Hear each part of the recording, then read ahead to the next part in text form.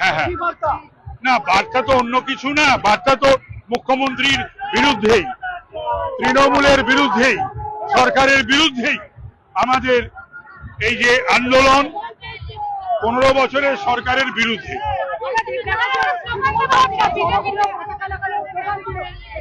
না সেটা ওরা জড়ো হতে পারে, পতাকা লাগাতে পারে, ওরা স্লোগানও দিতে পারে, কিন্তু না সেটা ঠিক নয়।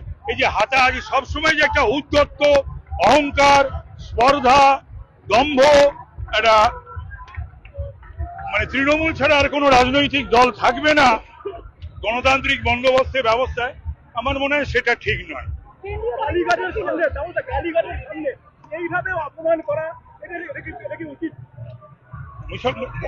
না উচিত নয়, গণতন্ত্রে তো উচিত নয়, গণতন্ত্রে বরঞ্চ ওদের সৌজন্য দেখানো উচিত ছিল।